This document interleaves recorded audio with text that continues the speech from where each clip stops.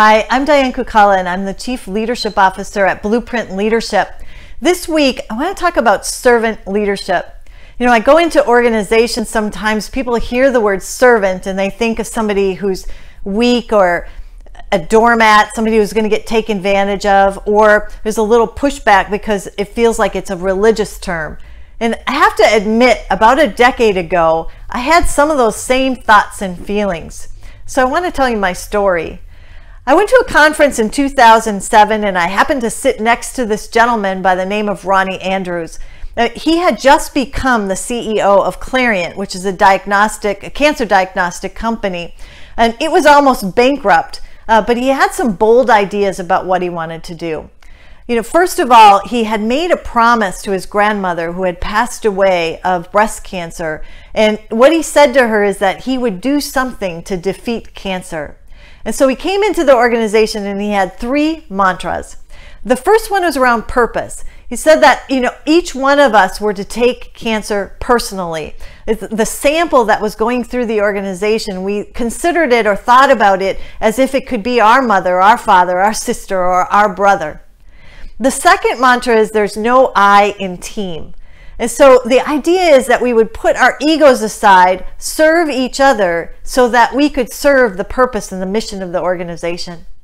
And the third mantra was that we would train people to stay, but we train people to go, but we would motivate them to stay. And the idea was that every person's career there and every individual was important and unique, and we care about each one of them.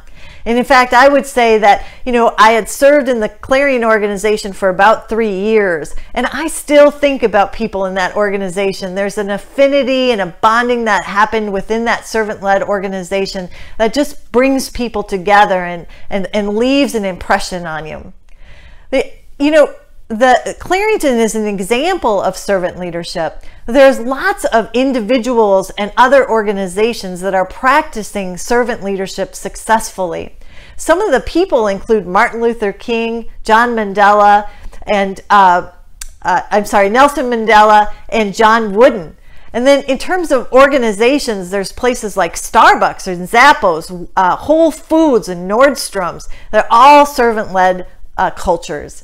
And, you know, finally, just to demonstrate the impact of a servant-led organization, that it is a profitable organization as well, there was a study done by Jim Collins where he looked at good companies versus great companies, and you can get the reference, but essentially what he found is that the great companies outperformed the good companies, and they had a 17.5% return on investment.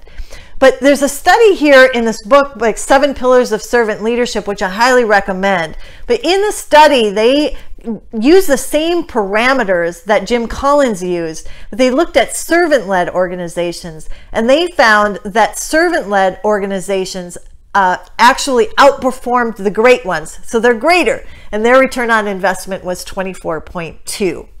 So if you're an organization out there that's interested in creating a servant-led organization and culture, please give me a call. If you're a person that's on a journey to being a servant-led person, then we have a PDF that you can download below, and it's a roadmap to help you get started or continue on your servant-led journey. Thank you so much.